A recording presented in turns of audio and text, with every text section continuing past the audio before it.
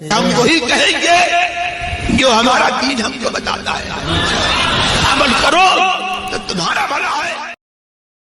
الحمدللہ رب العالمین والصلاة والسلام علی سید الانبیاء والمرسلین. اما بعد فاعوذ باللہ من الشیطان الرجیم. بسم اللہ الرحمن الرحیم. ان اللہ وملائکتہ یصلون علی النبی یا ایہا الذین آمنوا صلوا علیہ وسلموا تسلیما. اللہم صلی علی سیدنا و شفیعنا و حبیبنا و مولانا محمد وبارک وسلم صلاۃ و سلاما علیک یا رسول اللہ صلی اللہ تعالی علیہ وسلم. من کان یرید حرث الآخرۃ نزد له فی حرثہ ومن کان یرید حرث الدنیا نؤتہ منہا وما له فی الآخرۃ من نصیب. جو آخرت کی کھیتی چاہے ہم اس کے لیے اس کی کھیتی بڑھائیں، اور جو دنیا کی کھیتی چاہے ہم اسے اس میں سے کچھ دیں گے، اور آخرت میں اس کا کچھ حصہ نہیں ہے. اس سے پہلے والی آیت کریمہ میں اللہ تبارک و تعالیٰ نے یہ بتایا تھا کہ وہ اپنے بندوں پر بہت لطیف ہے، بہت زیادہ احسان فرمانے والا ہے. اب اس آیت کریمہ میں یہ بتایا جا رہا ہے کہ بندوں کے لیے یہ ضروری ہے کہ وہ نیک کاموں کی طلب میں بہت کوشش کریں اور برے کاموں سے بچیں. یہاں پہ اللہ تبارک و تعالیٰ نے آخرت کے طلبگار اور دنیا کے طلبگار ان دونوں کا ذکر کیا، لیکن دونوں کے اندر کس طرح فرق ہے اس کو آپ دیکھیں. پہلی بات تو یہ ہے کہ آخرت کے طالب کو دنیا کے طالب پر مقدم فرمایا، یعنی اللہ تبارک و تعالیٰ نے پہلے آخرت طلب کرنے والے کو ذکر کیا، اس کے بعد میں دنیا کو طلب کرنے والے کا ذکر کیا. دوسری بات یہ ہے کہ آخرت کے طالب کے متعلق اللہ تعالیٰ نے یہ فرمایا ہم اس کی کھیتی میں اضافہ کریں گے، اور دنیا کے طالب کے بارے میں فرمایا ہم اس کی کھیتی میں سے اس کو کچھ حصہ دیں گے. یعنی آخرت جو طلب کرتا ہے رب فرماتا ہے ہم اس کو خوب دیں گے، لیکن دنیا کی کھیتی چاہنے والے کے بارے میں کہا اس کو ہم کچھ حصہ دیں گے، یعنی جتنا اس کا مقدر ہے اتنا اس کو ملے گا. اور تیسری بات یہ بتائی کہ آخرت کے طلبگار کے بارے میں یہ نہیں بتایا کہ اس کو دنیا میں کچھ دیں گے یا نہیں دیں گے. ہو سکتا ہے اس کو دنیا میں کچھ دے دیا جائے، اور یہ بھی ہو سکتا ہے کہ اس کو دنیا میں کچھ نہ دیا جائے، لیکن دنیا کے طلبگار کے بارے میں فرمایا کہ اس کے لیے آخرت میں کوئی حصہ نہیں ہے. یعنی آخرت کو طلب کرنے والے کو آخرت تو ملے گی، لیکن اللہ چاہے تو دنیا میں بھی کچھ عطا فرما دے گا. لیکن جو دنیا چاہتا ہے اس کو جتنا دنیا میں دینا ہے اللہ دے دے گا، آخرت میں اس کو اللہ کچھ بھی نہیں عطا فرمائے گا. اور پھر ایک بات یہ بھی ہے کہ دنیا کا حصہ نقد ہے اور آخرت کا حصہ ادھار ہے، لیکن آخرت کے حصے میں زیادتی ہے اور دوام ہے، یعنی ہمیشہ رہنے والا ہے، اور دنیا کے حصے میں نقصان ہے اور بطلان ہے، بس وہ تو ختم ہو جانے والا ہے. اور اسی لیے کہا گیا نا کہ دنیا اور آخرت کے کھیتی کی مثال آپ دیکھ لیں کہ ایسے ہی ہے کہ دنیا کا جو مال ہے وہ ٹھیکری کی طرح ہے، اور آخرت کا جو مال ہے وہ سونے کی طرح ہے. اور اگر صحیح معنوں میں دیکھا جائے تو دنیا کا مال تو ٹھیکری کی طرح بھی نہیں ہے، کیونکہ ٹھیکری تو کچھ چند ٹکوں میں ملتی ہے، کچھ اس کی حیثیت ہوتی ہے. دنیا کا مال تو آنکھیں بند کرنے کے بعد میں اس کی اتنی حیثیت بھی باقی نہیں رہ جاتی ہے. اور پھر ایک بات یہ ہے کہ کھیتی سے جو حصہ حاصل کیا جاتا ہے اس میں تکلیف ہوتی ہے، پریشانی اٹھانی پڑتی ہے. پہلے انسان ہل چلاتا ہے، پھر اس میں بیج ڈالتا ہے، پھر پانی ڈالتا ہے، پھر فصل پکنے کے بعد میں دانے کو بھوسے سے الگ کرتا ہے. تو بتایا کہ جو آخرت کی کھیتی میں مشقت کرتا ہے، تکلیف اٹھاتا ہے، تو اس کو بقا حاصل ہوتی ہے. اسی لیے اللہ تعالیٰ نے فرمایا والباقیات الصالحات خیر عند ربک ثوابا وخیر عملا، اور باقی رہنے والی نیکیاں آپ کے رب کے نزدیک ثواب اور نیک توقع کے لحاظ سے بہتر ہے. اور اللہ تعالیٰ نے فرمایا ہم ان کی کھیتی میں اضافہ کریں گے. اس کا کیا مطلب ہوا؟ آخرت کی طلب والوں کے لیے رب نے فرمایا ہم ان کی کھیتی میں اضافہ کریں گے. اس کا دو مطلب ہو سکتا ہے. ایک مطلب تو اس کا یہ ہے کہ ہم اس کو نیک کاموں کی زیادہ توفیق دیں گے، کیونکہ وہ بندہ آخرت کا طلبگار ہے. ابھی وہ 5 وقت کی نماز پڑھ رہا ہے نا، اللہ اس کو تہجد کو بھی توفیق دے گا، اشراق کی بھی توفیق دے گا، چاش کی بھی توفیق دے گا. ابھی زکوٰۃ ادا کر رہا اللہ کو راضی کرنے کے لیے، اللہ اس کو صدقہ کرنے کی، خیرات کرنے کی بھی توفیق دے گا. وہ ابھی نفلی نمازیں ادا کر رہا ہے، اللہ تبارک و تعالیٰ اس کو مزید توفیق عطا فرمائے گا. ایک مطلب تو یہ ہو گیا کہ اللہ تعالیٰ اس کو نیک کاموں کی زیادہ توفیق عطا فرمائے گا۔ اور دوسرا مطلب اس کا یہ ہے ہم اس کی کھیتی میں اضافہ کریں گے، یعنی اس کے اجر و ثواب میں اضافہ کریں گے۔ وہ کرے گا ایک کام، اللہ ایک کے بدلے 10 دے گا، وہ کرے گا ایک کام، اللہ ایک کے بدلے 70 دے گا، اور کبھی اللہ تعالیٰ ایک کے بدلے 700 دے گا، اور کبھی بے حساب دے گا، بندہ اس کا حساب بھی نہیں لگا پائے گا۔ اس لیے اللہ فرماتا ہے لِيُوَفِّيَهُمْ أُجُورَهُمْ وَيَزِيدَهُمْ مِنْ فَضْلِهِ، تاکہ ہم ان کو پورے اجر دیں اور ان کو اپنے فضل سے زیادہ دیں۔ تو اس آیت کریمہ میں دنیا کے حاصل کرنے کے لیے مشقت اٹھانے والوں کی مذمت کی گئی، اور آخرت کے حصول کے لیے مشقت اٹھانے والوں کی تعریف کی گئی۔ اس کا یہ مطلب نہیں کہ بندہ دنیا بالکل نہ کمائے۔ اگر بندہ اپنے بال بچوں کو پالنے کے لیے دنیا کی طرف رغبت رکھ رہا ہے، کچھ کما رہا ہے، تو یہ دنیا نہیں ہے، یہ بھی آخرت ہی کا کام ہے، کیونکہ بیوی کے منہ میں لقمہ دیا جائے نا تب بھی صدقے کا ثواب ملتا ہے۔ اپنے بال بچوں کی پرورش کے لیے کمایا جائے تو اللہ اس میں بھی صدقے کا ثواب عطا فرماتا ہے، بلکہ بال بچوں کو پالنے کے لیے بندہ کوشش کرے اور خرچ کرے نا، صدقے سے زیادہ اللہ تعالیٰ اس کو ثواب عطا فرماتا ہے۔ تو یہاں پر مراد کیا ہے؟ جو خالی دنیا کے پیچھے لگ جائے، آخرت کو چھوڑ دے۔ حضرت زید بن ثابت رضی اللہ تعالیٰ عنہ بیان کرتے ہیں، میں نے رسول اللہ صلی اللہ علیہ وسلم کو فرماتے ہوئے سنا ہے، جو شخص صرف دنیا کی فکر میں رہتا ہے، اللہ تبارک و تعالیٰ اس کے معاملہ کو پرا گندہ کر دیتا ہے، یعنی بالکل الجھا سا رہتا ہے۔ جو صرف دنیا کے پیچھے لگتا ہے نا، ایک دم الجھن رہتی ہے، سکون نہیں، اطمینان نہیں، چین نہیں، قرار نہیں، طمانینت نہیں، اور اللہ تعالیٰ اس کی آنکھوں کے سامنے فقیری اور تنگ دستی کر دیتا ہے۔ روزانہ 10,000 کماتا ہے، پھر بھی کہتا ہے کہ ہائے ہائے، وہ پریشانی ہی پریشانی رہتی ہے، اور اس کو دنیا سے صرف اتنا ہی حصہ ملتا ہے جتنا حصہ اس کے لیے پہلے سے مقدر کر دیا گیا ہے۔ تو جو صرف دنیا کے پیچھے لگتا ہے، جو مقدر ہے ملے گا اتنا ہی، اور سکون الگ سے چلا جائے گا، اور فقیری کا ہر وقت اس کو ڈر لگا رہے گا کہ مہنگائی بڑھ رہی ہے، میں کیا کروں گا، بچوں کی شادی میں کیا کروں گا، یہ کیا کروں گا۔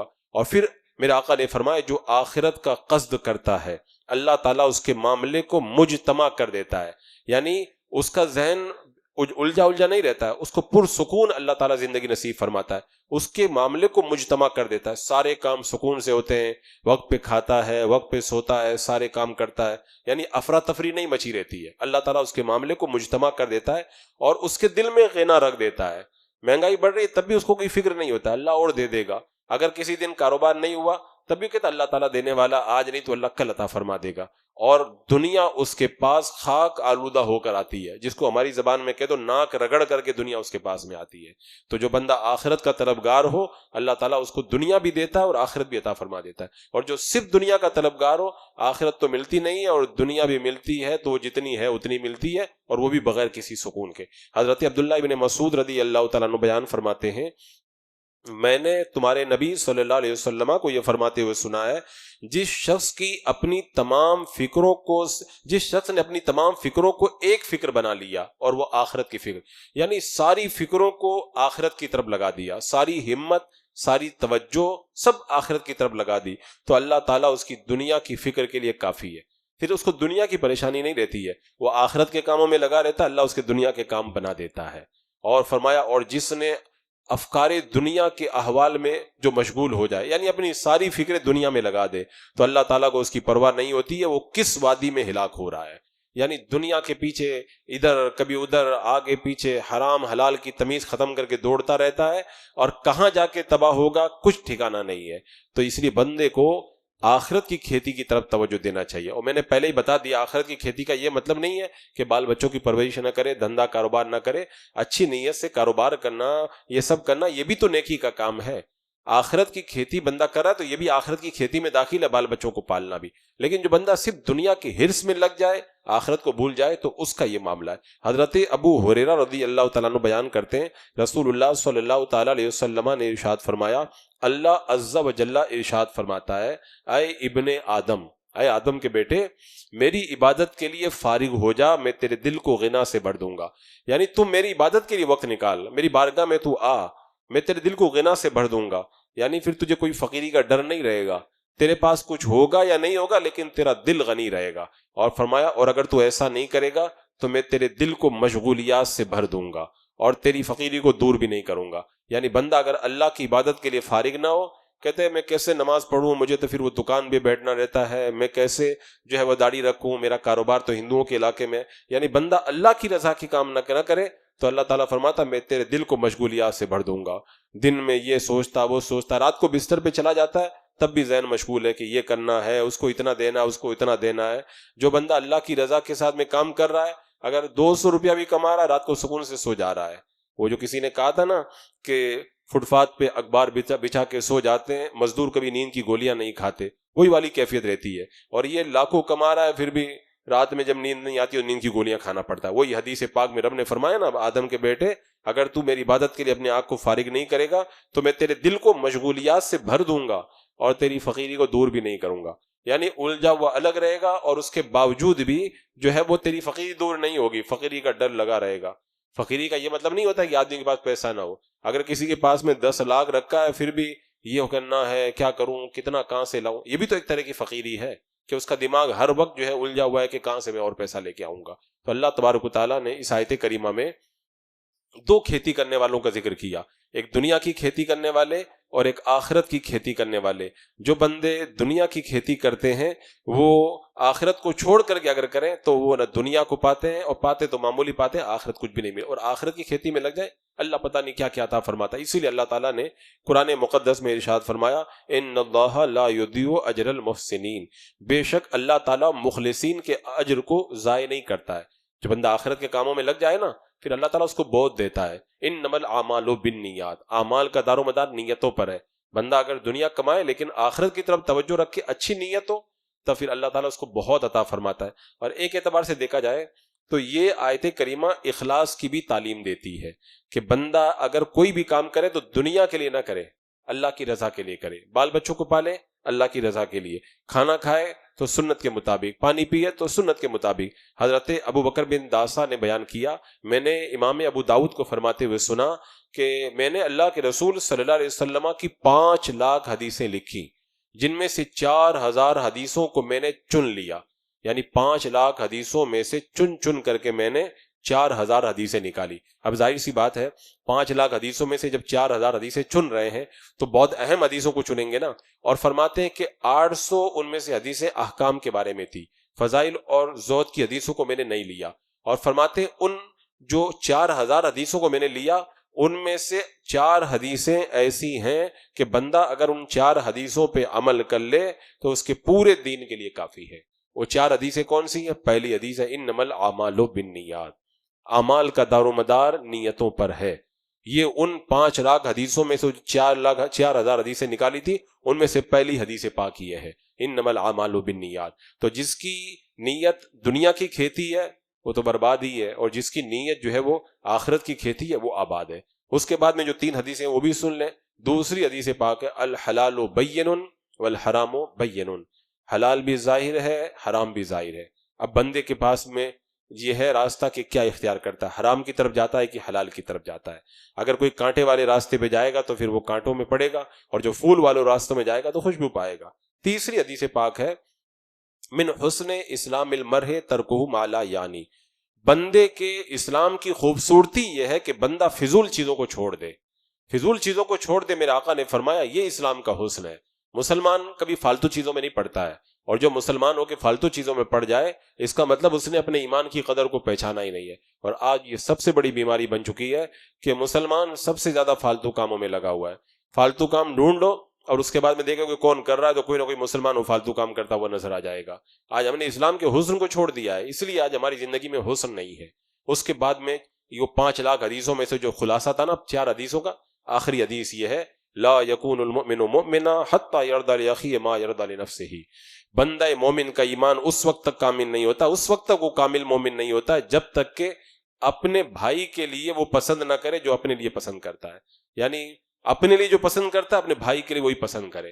لیکن آج یہ بھی چیز نہیں ہے. آج بندہ چاہتا اچھا سب میں لے لوں، خراب دوسروں کے پاس چلا جائے. یعنی اپنے لیے جو پسند کرے بندہ وہی اپنے بھائی کے لیے پسند کرے، تب جا کے اس کا ایمان مکمل ہوتا ہے، ایمان کے اندر کمال پیدا ہوتا ہے. اور آج ایسے بندے ڈھونڈنے سے بھی نہیں ملتے. جگہ چاہیے تو آدمی چاہتا ہے کہ ٹھنڈی جگہ میں بیٹھ جاؤں، دوسرا جو ہے وہ گرم جگہ میں بیٹھے. آدمی چاہتا ہے کہ اگر کوئی اچھی چیز مل رہی ہے پہلے میں لے لوں تاکہ خراب دوسرے کو مل جائے. ہر چیز کے اندر آپ سروے کر کے دیکھ لیں تو یہ 4 حدیثیں ایسی ہیں کہ انسان کے دین کے لیے کافی ہیں.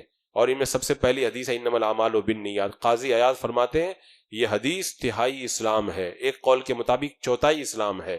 اور امام ابو داؤد نے اپنی زندگی بھر کی کمائی 5 لاکھ حدیثوں کا جو خلاصہ کیا تھا، جن میں سے یہ 4 حدیثیں ہیں، ان 5 لاکھ حدیثوں کا خلاصہ. اب آپ سوچیں ہم 5 لاکھ حدیثوں پہ کیسے عمل کر پائیں گے، لیکن ان 4 حدیثوں پہ عمل کر لیں تو گویا کہ ہم نے 5 لاکھ حدیثوں کے اوپر عمل کر لیا ہے. اور اللہ تعالیٰ خود فرماتا ہے وما امروا الا ليعبدوا الله مخلصين له الدين، کہ ان کو تو صرف یہی حکم دیا گیا کہ اللہ کی عبادت کریں اخلاص کے ساتھ، یعنی اللہ کی رضا مطلوب ہو، دنیا مطلوب نہ ہو. لیکن آج ہمارا پورا جو مطمع نظر، ہماری پوری توجہ ہے وہ دنیا کی طرف ہے، آخرت کی کھیتی کی طرف ہماری توجہ ہے ہی نہیں. ہماری ساری توجہ دنیا کی کھیتی کی طرف ہے، اسی لیے حیران و پریشان ہم نظر آتے ہیں. اور آج بھی دیکھیں میں نے کچھ ایسے لوگوں کو دیکھا ہے جو آخرت کی طرف توجہ رکھتے ہیں نا، وہ پریشان نہیں ہوتے ہیں. وہ جو میں نے اس سے پہلے بتایا تھا نا کہ ایک اللہ کے ولی نے ایک غلام سے فاقہ کشی کے دور کے اندر پوچھا کہ قید پڑ گیا تو اتنا ہنستا کیوں ہے؟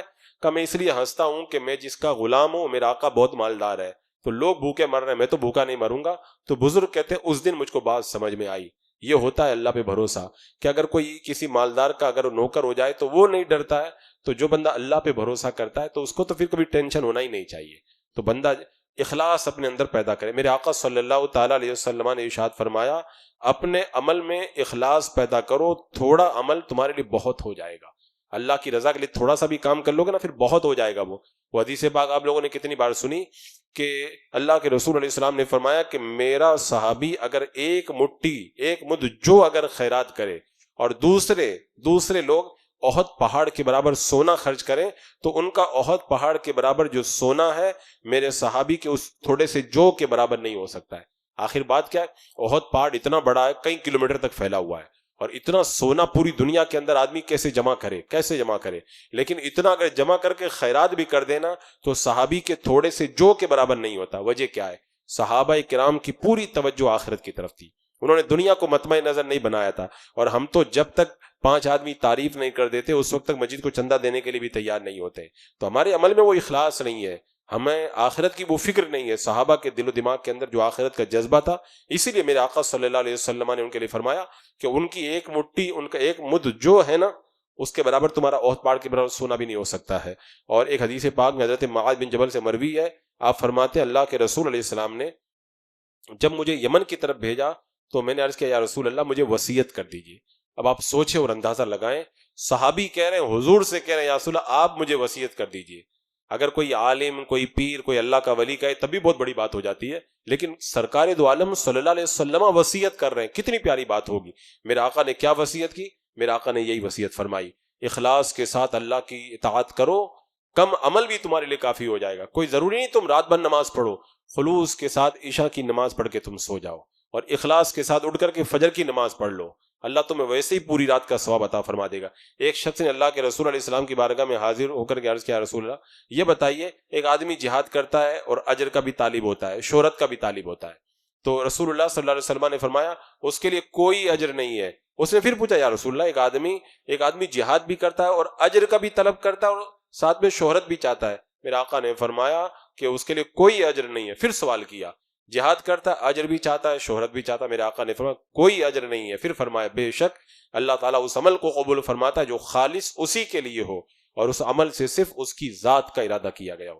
کسی اور کو اگر شامل کر لو نا تو اللہ تبارک و تعالیٰ ایسی عبادت کو بالکل پسند نہیں فرماتا ہے. تو رب نے اس آیت کریمہ میں فرمایا کہ من کان یرید حرث الآخرۃ نزد له فی حرثہ، اور جو آخرت کی کھیتی چاہے ہم اس کے لیے اس کی کھیتی بڑھائیں. ومن کان، اچھا اللہ تعالیٰ بڑھائے گا تو کتنی بڑھائے گا اس کا بھی کوئی حساب نہیں ہے. ومن کان یرید حرث الدنیا نؤتہ منہا، اور جو دنیا کی کھیتی چاہے ہم اسے اس میں سے کچھ دیں گے، بس پورا نہیں، بس جو اتنا مقدر اتنا ہی ملے گا. وما لہ فی الآخرۃ من نصیب، اور آخرت میں اس کے لیے کوئی حصہ نہیں، کیونکہ اس نے جو اللہ کی رضا کے لیے نہیں کیا تو اس کو آخرت میں کیا ملے گا.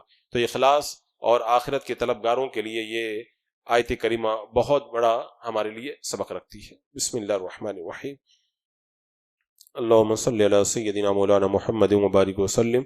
صلاۃ و سلام علیک یا رسول اللہ، یا اللہ یا رحمان یا رحیم یا رب العالمین. اپنے محبوب کریم صلی اللہ تعالیٰ علیہ وسلم کے صدقے میں اعمال صالحہ کی توفیق عطا فرما، ہر گناہ ہر برائی سے محفوظ و معمون فرما۔ اے اللہ فکر عقبہ، موت کی یاد اور غم دنیا سے ہمیں نجات عطا فرما، ایمان پہ زندگی، ایمانی پر خاتمہ نصیب فرما۔ ربنا تقبل منا انک انت السمیع العلیم وتب علینا انک انت التواب الرحیم۔ ان اللہ وملائکتہ یصلون علی النبی یا ایھا الذین آمنوا صلوا علیہ وسلموا تسلیما۔ اللهم صل على سيدنا وشفيعنا وحبيبنا مولانا محمد وبارك وسلم صلاة وسلاما عليك يا رسول الله۔ سبحان ربك رب العزة عما يصفون وسلام على المرسلين والحمد لله۔